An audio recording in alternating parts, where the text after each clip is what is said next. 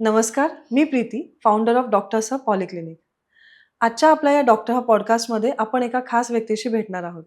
Doctor माया गोलीकिरे, ज्या आयुर्वेद, योगा आणि panchakarma consultant आहेत आणि गेले कित्येक वर्ष पुणेच्या पिंपरी चिंचवड भागातील औंध, पिंपळे निलक, रहाटणी या भागात रुग्णांना सेवा देत आहेत. तर आपण त्यांच्याशी काही गप्पा मारूया. नमस्कार डॉक्टर माया गोलीकिरे, कशा आहात? नमस्कार. एकदम छान. धन्यवाद मला इथे बोलवण्याबद्दल. धन्यवाद. आपल्या प्रेक्षकांना तुमच्याविषयी अधिक जाणून घ्यायला खूप आवडेल. नक्कीच. मी वैद्य माया गोलीकेरे. मी आयुर्वेद, योग आणि पंचकर्म तज्ज्ञ आहे आणि गेले जवळ-जवळ 22 वर्ष माझी औंधमध्ये प्रॅक्टिस आहे पुण्यात. चिरायू आयुर्वेद पंचकर्म क्लिनिक माझं औंधमध्ये आहे. त्याच सोबतीला आता मी जवळ-जवळ काही महिन्यापासून इथे डॉक्टर्स हब क्लिनिक इथेही मी असोसिएट झालेले आहे आणि रुग्णसेवा देत आहे. पूर्वी माझी मुंबईला प्रॅक्टिस म्हणजे मी तिथे माझा एक्सपिरियन्स घेतला पोद्दार कॉलेजहून ग्रॅज्युएशन झाल्यावर आणि त्यानंतर आता पुण्यात आहे. त्याचबरोबर नाडी परीक्षण, गर्भसंस्कार, योग ह्याबद्दल मी पेशंट्सनाही म्हणजे ज्या प्रकारे त्यांना मार्गदर्शन करता येईल त्यांच्या आजारांसाठी ह्याबद्दल सल्ला देते आणि मी रोटरी औंध ह्याची एक मेंबर आहे. त्यामुळे गेल्या काही वर्षात माझी अनेक व्याख्यानं पण झाली आहेत या विषयावर. ITI गर्ल्स औंध या मुलींसाठी वुमन्स हेल्थ आणि टीनेजर्ससाठी मी एकंदरीत मार्गदर्शन केलेलं आहे. ज्येष्ठ नागरिकांसाठी एक व्याख्यान घेतलं होतं. त्याचबरोबर स्ट्रेस रिलेटेड डिसऑर्डर्स आणि ह्याचंही एक लेक्चर सेशन मध्यंतरी झालं. मी रिसेंटली व्हिएटनामलाही जाऊन आले. तिथे मायग्रेन आणि स्ट्रेस रिलेटेड डिसऑर्डर्सवर एक पेपर प्रेझेंटेशनही केलं आणि क्लिनिकल प्रॅक्टिस माझी चालूच आहे. खूप छान मॅम. खूपच ॲक्टिव्ह आहात तुम्ही आणि थँक यू गेल्या व्हेरी मच. लहान मुलांपासून सीनियर सिटिझनपर्यंत पूर्ण क्राउड तुम्ही जवळपास अ, मार्गदर्शन करताय. हो. तर तुमच्या या प्रवासाबद्दल आमच्या प्रेक्षकांना म्हणजे तुम्हाला प्रेरणा कशी मिळाली? आम्हाला जरा सांगाल? हो, खरं म्हणजे प्रेरणा सांगायचं असं आहे, की मला लहानपणापासून शिकायला आवडायचं, शिकवायला आवडायचं म्हणजे ॲज अ टीचर म्हणून नेहमीच आवडायचं. पण नंतर माझा कल हा वैद्यकीय क्षेत्रासाठी किंवा डॉक्टर व्हायचे हे म्हणजे एक कुठेतरी हे वळत गेलं जसं-जसं कारण मला शिकायला खूप आवडायचं आणि मला स्वतःला बालदमा होता. त्यावेळेला हं. माझ्या आजीने पण माझ्यावर आयुर्वेद उपचारांची भर किंवा त्या नेहमीच त्याच्यावर भर द्यायच्या. पण हळू-हळू जशी मी म्हणजे माझं हे सगळं अकॅडमिक्स पुढे गेलं आणि वडिलांच्या मार्गदर्शनाखाली ॲक्चुअली मी क्षेत्र निवडलं कारण मला ॲलोपॅथीसाठी जायचं नव्हतं त्यावेळेलाही आणि because of on open merit list मला आयुर्वेदामध्ये मिळून गेलं. पण पहिल्या वर्षी जेव्हा माझ्या लक्षात आलं, की हे संस्कृत, हिंदी, मराठी हे सगळं त्याच्यामध्ये सगळा अभ्यासक्रम आहे, तर मी फारच म्हणजे हे कसं मला पेलवेल, हे जमणार नाही म्हणून मी अर्ध्या वाटेवरूनच परत येणार होते. पण ते डेस्टिनी म्हणता येईल आपल्याला, की चांगल्या मार्काने मी उत्तीर्ण झाले पहिल्या वर्षात म्हणजे इच्छा नसतानाही आणि मग माझी ही वाटचाल चालू राहिली.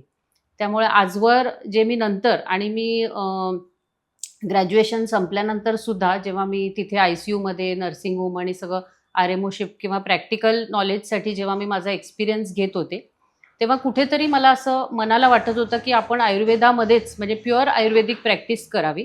कारण जितक्या व्यक्ती तितक्या प्रकृती बरोबर. आणि हे थोडंसं मला असं लक्षात येत होतं, की आपण आयुर्वेदाकडेच वळावं. मग तसं म्हणजे चालू. आयुर्वेदासाठी तुम्ही अख्खं आता आयुष्य वाहून घेतलेलं आहे थोडक्यात. हां, कुठेतरी ते म्हणजे डेस्टिनी म्हणता येईल आपल्याला, की त्याच्यामुळे ते हळू-हळू तशी वाटचाल चालू झाली आणि आहे असं म्हणता येईल. आयुर्वेदच्या हॉलिस्टिक पद्धत किंवा हॉलिस्टिक अप्रोच हा आजारांकडे कसा पाहतो? हॉलिस्टिक अप्रोच हे खरं म्हणजे सांगायचं, की ऑन द होल आता आयुर्वेद शास्त्र किंवा आयुर्वेदाचा सिद्धांत असा आहे, की prevention is better than cure. तर त्याच्यामध्ये स्वस्थस्य स्वास्थ्य रक्षणम, आतुरस्य विकार प्रशमनम च. म्हणजे आयुर्वेदाने काय सांगितलेलं आहे, की सर्वप्रथम आपण एखाद्या गोष्टीचं प्रिव्हेन्शन किंवा आरोग्य टिकवण्याची आपण म्हणजे टिकवावं आणि जर काही रोग किंवा आजार झाला असेल, मग तो बरा करण्याच्या उद्देशाने आयुर्वेदशास्त्र आपल्याला उपचार पद्धती आयुर्वेदामध्ये आहेत. तर हा जो हॉलिस्टिक अप्रोच आहे, जसं मी सांगते, की जितक्या व्यक्ती तितक्या प्रकृती. एखाद्याला डोकं दुखत असेल, तर ते डोकेदुखीचं कारण वेगवेगळं असू शकतं. It can be due to म्हणजे त्यांना पित्ताचा त्रास होतोय किंवा त्यांना काहीतरी म्हणजे रात्री झोप नीट नाही झालेली आहे. It can be stress whatever. तर हा जो अप्रोच आहे हा फक्त तात्पुरता उपशय नसून त्यांना एक लाँग टर्मच्या दृष्टीने आपल्याला जो एक उपचार करावा त्यासाठी, तर हे हॉलिस्टिक अप्रोचमध्ये येतं. आणि हॉलिस्टिक अप्रोच हे अशा प्रकारे आयुर्वेद ट्रीट करणार, की शमन चिकित्सा म्हणजे औषधाने, काही शोधन ट्रीटमेंट्स म्हणजे पंचकर्माने आणि योग या सगळ्याचा विचार करून त्यांना मार्गदर्शन केलं जातं. ओके. भारताची ओळखच मुळात आयुर्वेदिक उपचार ही अगदीच. आहे. तरी पण आता लाईफस्टाईलमध्ये बदल झाल्यामुळे औषधांपेक्षा फक्त आयुर्वेदिक किंवा लाईफस्टाईल चेंज केल्यामुळे औषध घ्यायची गरज नाही, असं आपण जीवन जगू शकतो का? किंवा नाही, तसं नसतं. कारण कसं आहे, की एकंदरीत म्हणजे काय आहे, की जसं आता प्रत्येकाला वाटतं, की मी सगळंच खातोय, माझं जेवण व्यवस्थित आहे, माझं सगळ्या गोष्टी. पण प्रत्येकामध्ये एकंदरीत त्यांच्या प्रकृतीप्रमाणे, बॉडी कॉन्स्टिट्यूशनप्रमाणे सप्लिमेंट्सची गरज पडू शकते. असं नाहीये, की मी त्यावेळेला म्हणजे विशीत असताना मला सगळं काही माझा आहारही तेवढाच पोषक होता. सगळ्यांचा हल्ली आहार पोषक नाहीये. बरोबर. त्यामुळे प्रश्न तिथून सुरुवात येतो. कारण आहारामध्ये आजकाल टीनेजर्समध्ये पण आपण बघतो, इतकं अवेळी खाणं, जंक फूड असेल, कुठल्याही प्रकारचं त्यांचं खाणं हे फारच बिघडत गेलेलं आहे. त्यामुळे काय होतं, की न्यूट्रिशन लेव्हल ही कमी पडते कुठेतरी. आणि न्यूट्रिशन लेव्हल कमी पडली, की फक्त आपण लाईफस्टाईल मॅनेजमेंट ह्याच्यावर भर द्यावीच. पण सप्लिमेंट्स, औषधांची गरज ही नक्की पडते as and how it is necessary. एखाद्या पेशंटमध्ये जर हिमोग्लोबिन लो आले, तर आपल्याला त्याला एनिमियावर किंवा त्यासाठी औषधं ही द्यावीच लागणार. ओके. आता तुम्ही लाईफस्टाईल मॅनेजमेंटमध्येच ज्याबद्दल माहिती हं, सांगितली. दिनचर्या किंवा डेली क्लॉक हं. जे आपण म्हणतो, ते आपल्याला फॉलो करणं किती गरजेचं आहे? कारण प्रत्येक फील्डमधले जसं आता आमची जी फील्ड वर्क आहे हं, किंवा हं. आपण डॉक्टर आहात, काही खाण्याच्या वेळा चुकतात. पण ते किती योग्य आहे आपल्या आयुष्यात? ॲब्सोल्युटली. आपण जे दिनचर्या म्हणतो, म्हणजे वाग्भटांनी किंवा चरकांनी हे ग्रंथामध्ये जे उल्लेख केलेला आहे, दिनचर्येमध्ये डायूर्नल क्लॉक म्हटलं जातं. दिनचर्या येते, रात्रीचर्या येते, ऋतुचर्या येते, म्हणजे ओके. Seasonal change. सो बरोबर. Everything comes with that. तर सगळ्यात महत्त्वाचं म्हणजे ह्या दिनचर्येला खूपच महत्त्व दिलंय. ब्रह्ममुहूर्ते उत्तिष्ठे, म्हणजे सर्व रोगांसाठी किंवा आजारांसाठी हे सकाळी लवकर उठणं. आणि सकाळी लवकर उठल्यापासून म्हणजे आयुर्वेद शास्त्रामध्ये ह्या दिनचर्येला असं महत्त्व आहे, की एकतर पहिलं सकाळी लवकर उठणं, त्यानंतर दंतधावन, रोजच्या रोज आपलं पोट साफ होणं, बॉवेल क्लेन्झिंग हे गरजेचं आहे, खूप गरजेचं आहे. त्याचप्रकारे स्नान म्हणजे शुद्धीकरण करणं स्वतःचं, व्यायाम, अभ्यंग आणि म्हणजे त्यानंतर आपलं रोजचा जो आहार पाहिजे, तो कसा असायला पाहिजे. आपली परिचर्या म्हणजेच विहार इन द सेन्स रोजचं उठणं, आपलं व्यायाम हा कितपत असायला पाहिजे आणि झोप. ह्या सगळ्याचं महत्त्व म्हणजे आहार, विहार आणि निद्रा ह्याचं महत्त्व दिनचर्येमध्ये सांगितलेलं आहे. आणि ह्याचं खूप महत्त्व आपल्या म्हणजे आजारांसाठी, आजार बरा करण्यासाठी, त्याचप्रकारे आपले आरोग्य टिकवून ठेवण्यासाठी हे तितकंच महत्त्वाचं आहे. ओके.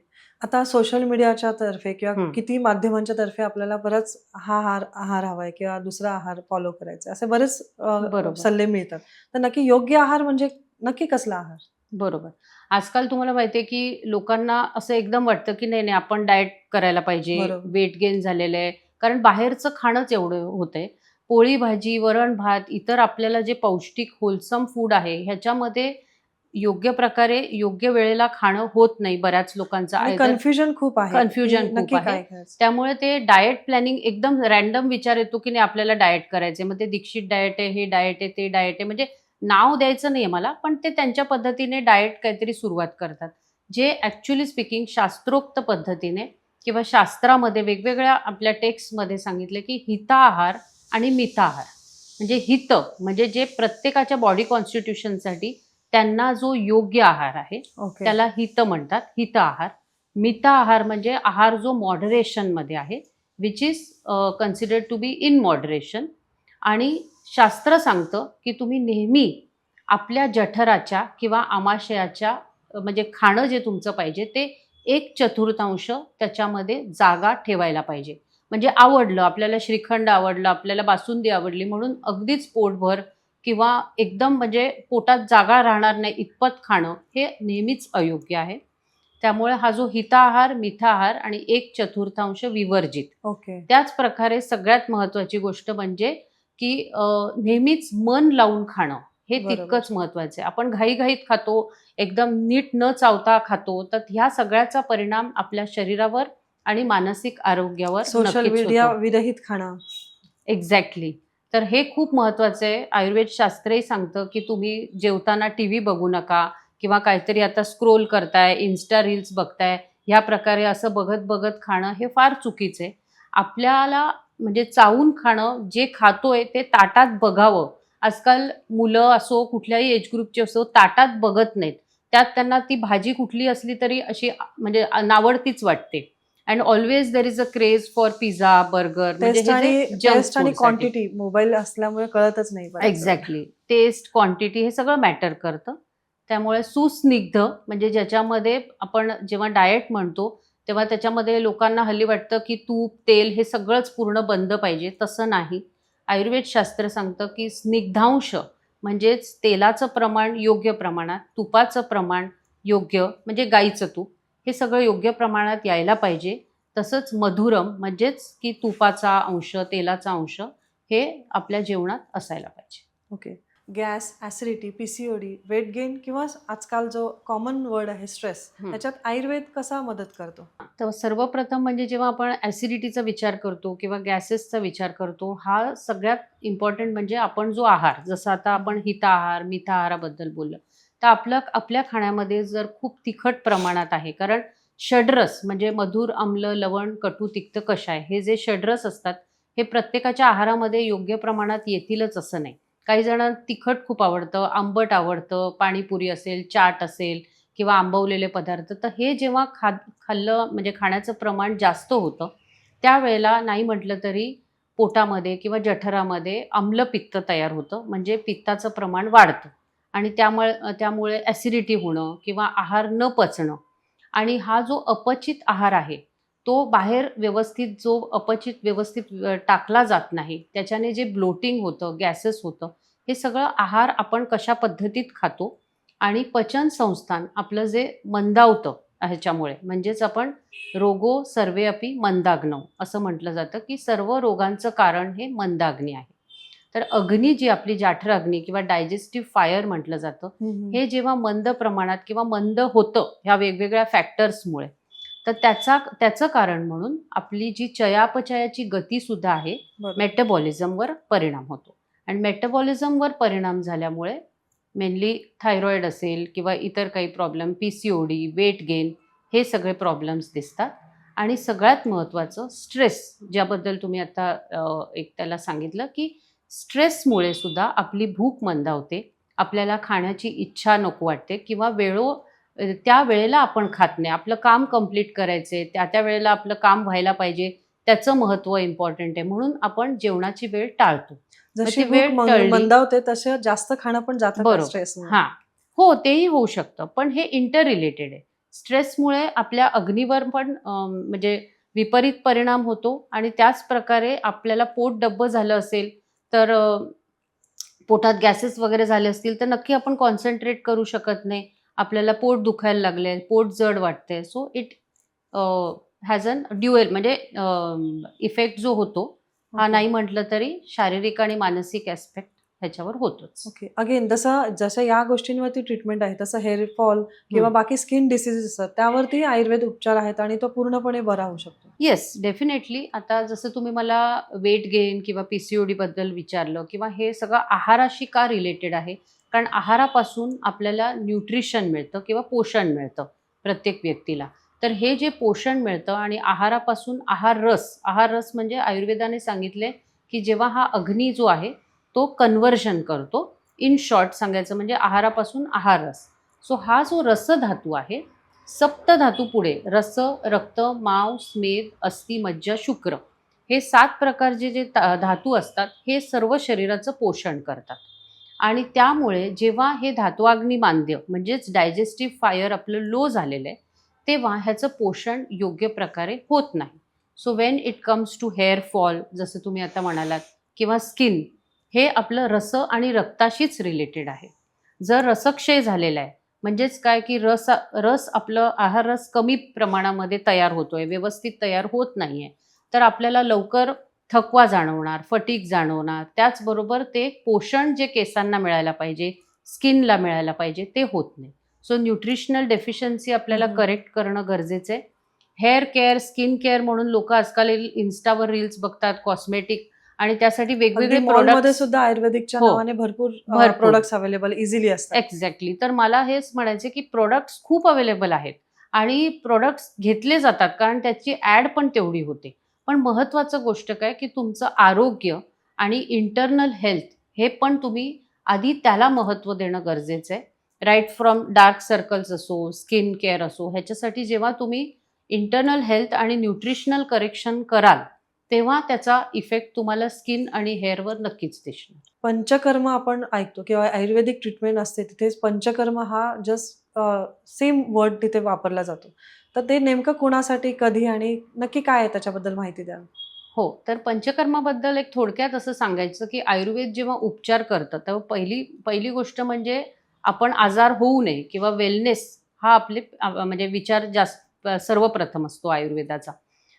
काही म्हणजे जेव्हा कुठल्याही प्रकारचा आजार झाला, पेशंट आपल्याकडे येतो, तेव्हा नाडी परीक्षण करून आम्ही त्याच्यावर उपचार किंवा त्या पद्धतीचं ठरवतो. तर शमन, शोधन आणि पंचकर्म. तर अशा प्रकारे आपण त्यावर विचार केलेला असतो. शमन म्हणजे काय, की औषधं देणं किंवा त्रास थोडासा असेल, वात, पित्त, कफ हे त्रिदोष आहेत आयुर्वेदामध्ये, जे आपल्याला शरीरामध्ये उथळ-पुथळ करत असतात. बरोबर. थोडक्यात सांगायचं म्हणजे एक क्लासरूम आहे. क्लासरूममध्ये एखादा मुलगा म्हणजे जसं वातदोष म्हणू आपण, तो वात नेहमीच असतो लाइक अ मॉनिटर. पण तो त्रास देतोय. त्याला टीचर सांगणार, की "तू बस जागेवर, बस जागेवर." 2-4 वेळा म्हटलं.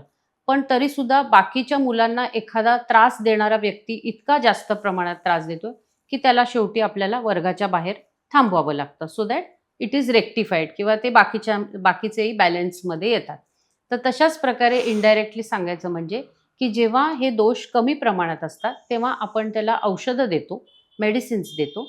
पण जेव्हा हा त्रास इतक्या प्रमाणात असेल, की त्या दोषांचा म्हणजे इम्बॅलन्स इतक्या प्रमाणात असेल, की शारीरिक स्वास्थ्य आणि मानसिक स्वास्थ्य बिघडलं आहे. म्हणजे आता उदाहरणार्थ एखाद्याला हायपर ॲसिडिटीचा त्रास होतोय किंवा ॲसिड रिफ्लक्स आहे.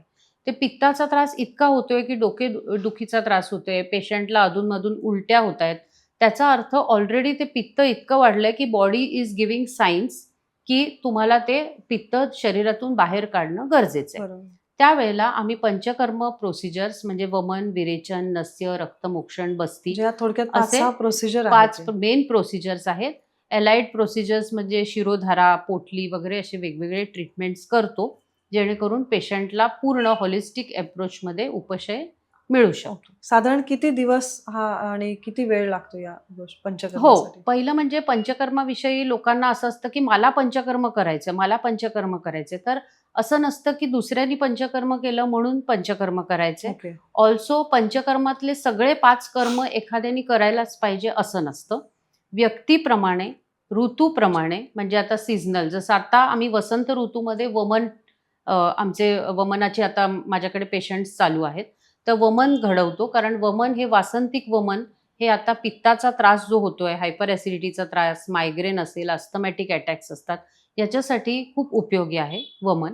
त्याचप्रकारे वर्षा ऋतू म्हणजे पावसाळ्याच्या दिवसात आपण बस्ती देतो आणि थंडीच्या दिवसामध्ये म्हणजे हेमंत आणि शिशिर ऋतूमध्ये आपण विरेचनाची प्रोसिजर हे कंडक्ट करतो. ओके. तर हे वात, पित्त आणि कफदोष हे बॅलन्समध्ये आणण्यासाठी सुद्धा किंवा हे शरीरातून दूषित जे म्हणजे एक प्रकारे टॉक्सिक इफेक्ट जो तयार झालेला आहे, तो जेव्हा आपण बाहेर काढतो, त्यामुळे मग ते बाकीचे दोष पण बॅलन्समध्ये जेव्हा येतात आणि मग आपल्याला थोड्या प्रमाणासाठी औषधं देऊन पूर्ण आजार बरा करता येतो आणि पंचकर्माला अपुनर्भव चिकित्सा म्हटलेलं आहे.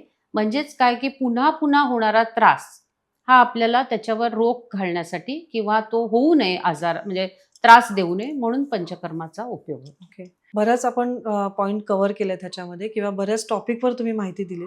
तरी पण स्पेशली आयुर्वेदमध्ये या गोष्टींवरती हमखास आणि 100% उपचार अवेलेबल आहेतच. असं ठासून कुठले नक्की असे उपचार आहेत किंवा कुठले असे रोग आहेत, आजार आहेत, ज्याचा तुम्ही विश्वासाने सांगाल आपल्या प्रेक्षकांना, की नाही ह्याच्यामध्ये आपले 100% उपचार आहेतच. डेफिनेटली. आता मी माझ्या इतक्या वर्षाच्या प्रॅक्टिसमध्ये राईट फ्रॉम म्हणजे सायन्युसायटिस, क्रॉनिक सायन्युसायटिस असे अस्थमॅटिक पेशंट्स असतील, ओके. मायग्रेन रिलेटेड त्यांना शिरशूल होत असेल, तर मी जळू लावलेला आहे. जळूने पण त्यांना इन्स्टंट उपशय मिळाला आहे. शिरोधारा देऊन औषधोपचार केलेले आहेत. पूर्ण 100% तो बरा हो, होतो. हो. एकदम पूर्ण. म्हणजे त्यांना आता असं की मायग्रेनचा त्रास होत होता. एक आय-टीमध्ये जॉब करणारी पेशंट होती. रात्रीची जागरणं, अवेळी जेवण हे सगळं तिच्या बरोबर. लाईफस्टाईलमध्ये होतं. तर तिला मी आहाराविषयी मार्गदर्शन, झोपेच्या वेळा वगैरे कशा तिला त्यातल्या त्यात how she can modify because job आपल्याला करावाच लागतो. पण जॉब धरून कशा काही गोष्टी मॉडिफिकेशन करता येईल. मधोमधी अगदी म्हणजे उपाशी न राहता काय गोष्टी तिला खाता येईल. डाळिंब असेल, ताक असेल, तर अशा प्रकारे तिच्या फूड हॅबिट्समध्ये चेंजेस सांगून तिला मी मायग्रेनवर उपचार पद्धती देऊन आणि पूर्णपणे म्हणजे आता गेल्या वर्षभरात एकदाही तिला पुन्हा एपिसोड आलेला नाहीये आणि ती इतकी त्रासली होती, की तिला पेनकिलर शिवाय तिला अजिबातच ओके. उपशय मिळत नव्हता. तशाच प्रकारे पी-सी-ओ-डीच्या पेशंट्समध्ये म्हणजेच कसं, की मेन्सेसचा विषय फिमेल्समध्ये प्रॉब्लेम असा होतो, की आयदर खूपच हेवी ब्लीडिंग होत असेल किंवा पाळी आलीच नसेल. तर टीनेजर मुलींना पण ऑकवर्डनेस असतो आजसुद्धा. ते बाकी मोबाईलवर खूप बघत असतात, बाकी एकमेकांशी चर्चा खूप करत असतात. पण बेसिकली कोणाशी बोलायचंय म्हणजे आईला सांगणं किंवा डॉक्टरांना, हे ते दुर्लक्ष करतात. पिरियड्स नाही आले, माहीतच नाही. म्हणजे आईला पण माहीत नाही, की हिला 2 महिने पिरियड्स नाही बरोबर. आलेत किंवा इतका निग्लिजन्स. रक्तस्राव होतोय, की 15 दिवस she is bleeding, but she may not be telling about it. मग त्या गोष्टींनी हिमोग्लोबिन लेव्हल्स किती आहेत? कारण मुलींमध्ये जसं मी म्हटलं, न्यूट्रिशनल डेफिशियन्सी, B12 हे सगळं बघावं लागतं. हे रेक्टिफाय करून ज्यांना पिरियड्स रेग्युलर करण्यासाठी बस्ती नावाची जी आपण पंचकर्म ट्रीटमेंट देतो, त्याबरोबर औषधोपचाराने आपल्याला ह्या सगळ्या गोष्टी पी-सी-ओ-डीमध्ये वेट गेन जे झालेलं आहे, त्याच्यामध्ये पण लाईफस्टाईल मॉडिफिकेशन त्यांना सुचवतो आणि आहारावर जे काही नियंत्रण ठेवणं, बाहेरचं अन्न म्हणजे जंक फूड कमी करणं, ह्या सगळ्या गोष्टी सांगून आपण त्यांना योग्य प्रकारे उपशय देऊ शकतो. स्ट्रेस रिलेटेड एक सांगेन मी उदाहरण, की पेशंट्स जे वेगवेगळ्या म्हणजे मी पोस्ट कोविड तर माझ्याकडे भरपूर पेशंट्स असे वेगवेगळ्या ह्याच्यामध्ये अँक्झायटी रिलेटेड इश्यूज असो, डिप्रेशनमध्ये असो, असे बरेच पेशंट्स आले आणि शिरोधाराचा उपयोग त्यांच्यावर खूप छान प्रकारे झाला. त्याचबरोबर त्यांना सांत्वन चिकित्सा जी आयुर्वेदामध्ये खूप महत्त्वाची आहे, त्याला काउन्सिलिंग म्हणतो. ह्याबरोबर आपण औषधोपचार करून त्यांना बरं केलेलं आहे. खूप छान मॅम. खूप छान माहिती सांगितली आणि ऑलमोस्ट आपण सगळ्या टॉपिकवरती आपण डिस्कशन केलंय. तरी पण काही समाजामध्ये आयुर्वेदिक साठी काही मिथ आहेत किंवा समज आहेत. तर ते आपण एक रॅपिड फायर म्हणून आपण ते कव्हर करूया. ओके. आयुर्वेद म्हणजे फक्त घरगुती काढे किंवा आजीबाईचा बटवा. हे खरं की खोटं? ह्याला असं म्हणता येणार नाही. आजीबाईंच्या काळापासून म्हणजे हे एक प्राचीन शास्त्र आहे. त्या काळापासून ते माहिती असलेलं शास्त्र आहे आपल्याला असं म्हणता येईल. आज ते भारताचं मूळच आयुर्वेदिक येस. आहे. आज ते प्रगत झालेलं आहे. त्याच्यावर भरपूर सगळ्या गोष्टी प्रचार आणि प्रसार झालेला आहे आणि आज आपल्याकडे त्याच्याबद्दल डेटा आहे, की सपोज आपण एक साधारण अर्थ मध म्हणतो. तर मध दिल्याने काय आणि कशाप्रकारे त्याचा उपयोग होऊ शकतो. काही जण मध गरम पाण्यातून घेतात, पण ते चुकीचं आहे. तर ह्या पद्धतीत म्हणजे मी वेगवेगळ्या विषयावर तुम्हाला म्हणजे ह्याच्यावर सांगू शकते. पण तो डेटा आहे आपल्याकडे, की कसं साधं कोमट पाणीसुद्धा कुठल्या वेळेला घ्यायला पाहिजे, कधी घ्यायला पाहिजे, हे सगळं शास्त्रोक्त आणि शास्त्रोक्त पद्धतीने सगळं त्याच्यावर माहिती आहे. ओके. त्यामुळे तसं म्हणता येणार नाही, पण त्याच्यावर आज आपल्याकडे पूर्ण डेटा आहे, की how it can help our patients. Okay. Myth दुसरं, की आयुर्वेदिक औषधांना कधीच औषधं घेतल्यामुळे कधीच साइड इफेक्ट होत नाहीत. म्हणजे हे मार्केटिंग आहे का खरंच असं आहे? हां, पहिली गोष्ट म्हणजे आयुर्वेद एक पॅथी आहे जस्ट लाइक एनी अदर पॅथी. त्यामुळे पहिली गोष्ट म्हणजे प्रत्येक नाण्याला जशा 2 बाजू आहेत, त्याच प्रकारे it will have its effect and side effect. म्हणायचं एवढंच आहे, जितक्या व्यक्ती तितक्या प्रकृती. तुम्ही प्रकृतीप्रमाणे जेव्हा आयुर्वेदिक तज्ञ डॉक्टर पेशंटला औषधं देतात, साइड इफेक्ट्सचा विचार करूनच ती लिहिली जातात, त्यांच्या प्रकृतीचा विचार करून. पण तेच औषध तुम्ही Googleवर वाचून किंवा अजून कोणीतरी सांगितलं, की त्रिभुवन कीर्ती आहे किंवा अजून कुठलं औषध आहे, हे आम्हाला लागू पडलं. तर काउंटरवर घेऊन जर त्यांनी त्याची सुरुवात केली किंवा घ्यायला लागले. जसं आता एक सिंपल उदाहरण ॲपल सिडर व्हिनेगर. तर हे सुद्धा जेव्हा लोकं घेतात, त्यांना वाटतं, की आपल्याला हे वेट लॉससाठी खूप उपयोगी आहे. पण तसं नसतं. प्रत्येकाच्या प्रकृतीप्रमाणे काही जणांना त्याच्यामुळे ॲसिड रिफ्लक्स आणि ॲसिडिटीचा त्रास होतो. तशाच ओके. प्रकारे औषधांचा काही योग्य प्रमाणात तज्ञांचा होणार. सल्ला घेऊनच एक्झॅक्टली, प्रकृतीप्रमाणे ते एक्झॅक्टली. घेतलं पाहिजे. आणि सेल्फ मेडिकेशन करू नये, महत्वाचं. मिथ तिसरं जे अगदीच कॉमन आहे, की एखादा आपल्याला काही त्रास होत असेल आणि तेव्हा आपण आयुर्वेदिक ट्रीटमेंट घ्यायचा विचार केला, पण त्यात मग उपचार किंवा आपल्याला वेळ लागेल किंवा उपचार पद्धती फार हळू-हळू होते किंवा त्याचा रिझल्ट फार हळू-हळू येतात. हे खरं आहे की खोटं? कसं असतं, पहिली गोष्ट म्हणजे त्या कुठल्याही गोष्टीवर एक विश्वास पाहिजे असतो.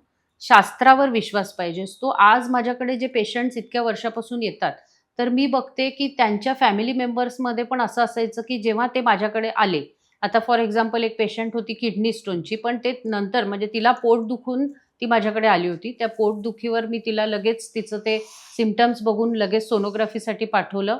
नंतर लक्षात आलं किडनी स्टोन आहे. मूत्रल औषधं, डायुरेटिक्स आणि सगळं दिलं. तिचा स्टोन पुढच्या USGमध्ये नव्हता. त्यामुळे ह्या विश्वासाने तिच्या घरचे फॅमिली मेंबर्स पण यायला लागले. तर पहिली गोष्ट मला असं सांगायचं आहे, की मेनली एकतर शास्त्रावर विश्वास असणं, तुमच्या फॅमिली डॉक्टरवर विश्वास असणं. आयुर्वेद शास्त्र हे बरा करू शकेल. काही गोष्टींवर लगेच उपशय मिळू शकतो. काही गोष्टींवर प्रकृती किंवा आजाराप्रमाणे थोडा वेळ जाऊ शकतो. पण विश्वास असेल तर मग ती जर्नी पुढे चालू राहू शकते. ओके. जसं आता बरेच पेशंटची ऑलरेडी काही ट्रीटमेंट चालू असते वेगवेगळ्या पॅथींची, specially diabetes, BP yes. Patient.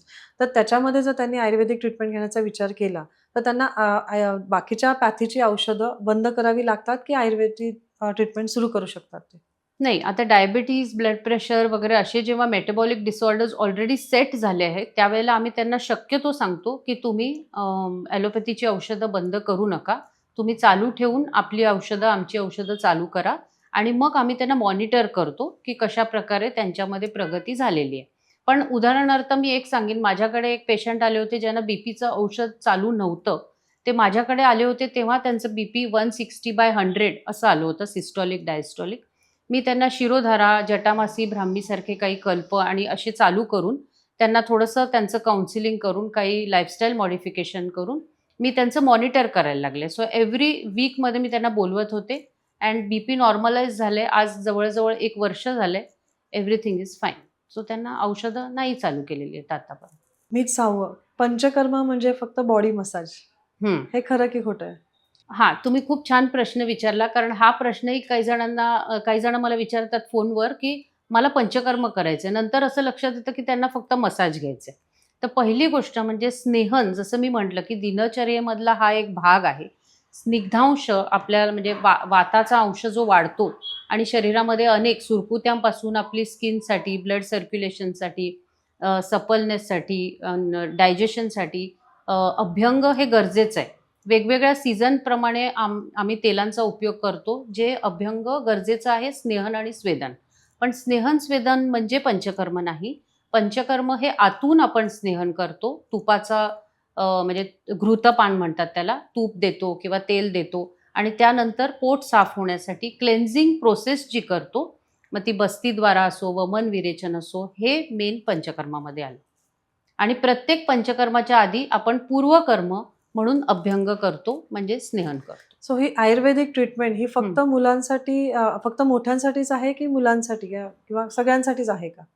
Ayurveda हे लहान बाळापासून, तान्ह्या बाळापासून जर जन्माला आलेल्या बाळाला आयुर्वेद शास्त्राने सांगितलेलं आहे, की सोनं, सुवर्ण हे मधात उगाळून सुवर्णप्राशन. सुवर्णप्राशन, पण मध आणि तूप, नुसतं मध नाही, हे दिलं जातं. पण ते कशा पद्धतीत देतो, काय, हे तुम्ही तज्ञ सल्ला घेऊनच करायला पाहिजे. वाचून वगैरे अशा प्रकारे नाही. कारण मग आजकाल कंजेनायटल किंवा लहान मुलांमध्ये ते हॉस्पिटलमध्ये अलाऊ नाही करत. पण अपार्ट फ्रॉम दॅट लहान मुलांपासून वयोवृद्ध व्यक्तीपर्यंत आयुर्वेद शास्त्र किंवा हे प्रत्येक आजारासाठी आणि आरोग्यासाठी हे त्यांनी वेगवेगळ्या प्रकारे औषधोपचार सांगितलेले आहेत आणि रसायन आणि वाजीकर चिकित्सा म्हणजेच काय, आपण यंग कसं राहावं आणि वाजीकर म्हणजे आपलं ओज आणि तेज हे कसं प्रगत आणि प्रबल राहावं, हे आयुर्वेद शास्त्राने त्या काळापासून सांगितलेलं आहे, ओके. चरकपासून. आता जसं तुम्ही म्हणाला सुवर्णप्राशन हे हं. काही योग्य असा दिवशी वगैरे दिलं हो. जातं का? हे जनरली पुष्य नक्षत्राला आपण सुवर्णप्राशन हे देतो लहान मुलांना. साधारणपणे 12 वर्षाच्या मुलांपर्यंत आपण देतो. दरवर्षी की नाही, कसं दर असतं? महिन्याला. दर दर महिन्याला. महिन्याला ओके. आपण अप टू 12 इयर्स पर्यंत देतो. आणि सुवर्णप्राशनाचा उपयोग खूप छान होतो मुलांमध्ये, की इम्युनिटी वाढवण्यासाठी, त्यांची बुद्धी तल्लख ठेवण्यासाठी किंवा कॉन्सन्ट्रेशन, मेमरी, इम्युनिटी ह्याच्यासाठी खूप खूप छान फायदा फायद्याचं आहे. दिसून ओके. आलेला आहे. शेवटचं मिथ, आयुर्वेद कोणतीही ट्रीटमेंटमुळे वजन कमी होऊ शकत नाही. आयुर्वेदाच्या ट्रीटमेंट ट्रीटमेंटमुळे. तसं नाही आहे. एकतर पहिली गोष्ट म्हणजे आयुर्वेदाच्या ट्रीटमेंटमुळे वजन कमी होऊ शकत नाही हेही चुकीचं आहे आणि ड्रास्टिक वजन कमी होणार हे हं. पण चुकीचं आहे. कारण प्रत्येकाची प्रकृती वेगळी आहे. त्यांचं वजन कुठल्या कारणामुळे वाढलेलं आहे. थायरॉईड असेल, इतर काही मेटाबॉलिक इश्यू असेल, हॉर्मोनल चेंजेस असतील, पेरिमेनोपॉझल किंवा मेनोपॉझल फेज असेल, ह्या सगळ्याचा विचार करून आपल्याला वजन कमी करायच्या दृष्टीने त्यांना मार्गदर्शन करावं लागतं. मग ते डाएट असेल, लाईफस्टाईल असेल, पंचकर्म प्रोसिजर्स असतील आणि मेडिसिन. हा सगळ्याचा उपयोग करून आपण वेट लॉस छान प्रकारे करू शकतो. अजून एक असं मिथ आहे, की आयुर्वेद म्हणजे आपण जसं गोळ्या आहेत हं. पटकन घेतल्या की ओके. पण आयुर्वेद म्हणजे पावडर, काढा.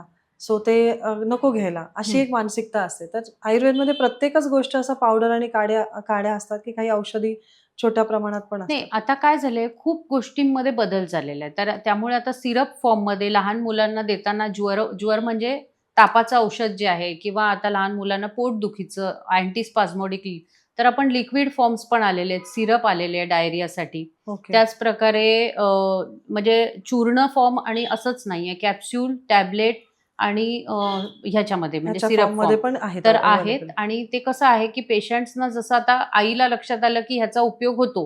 ती स्वतःच मला म्हणते, की "नाही, मला ते तुम्ही लास्ट टाईम सीतोपलादी चूर्णात मिक्स करून दिलं होतं ना, तेच द्या. माझी मुलगी पण घेते ते चाटण, तिला सवय पण होणं आवडतं." महत्वाचे आहे. Yes, exactly. काढासुद्धा आता महासुदर्शन काढा किंवा दुसरा काढा कडू असेल, पण ते आईने ती सवय लावली, तर बरोबर मुलं पण घेतात.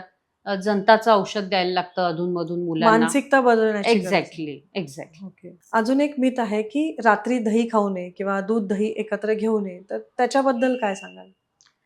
हो, छान प्रश्न विचारला तुम्ही. ॲक्चुअली कसं असतं, की रात्रीचं म्हणजे दह्यामध्ये स्त्राव निर्माण करणारे गुण आहेत. त्यामुळे आम्ही जे पेशंट्स वेट लॉससाठी सुद्धा येतात, मेटाबॉलिक इश्यूजने येतात, त्यांना आम्ही सांगतो, की दह्याच्या ऐवजी तुम्ही ताक घ्या.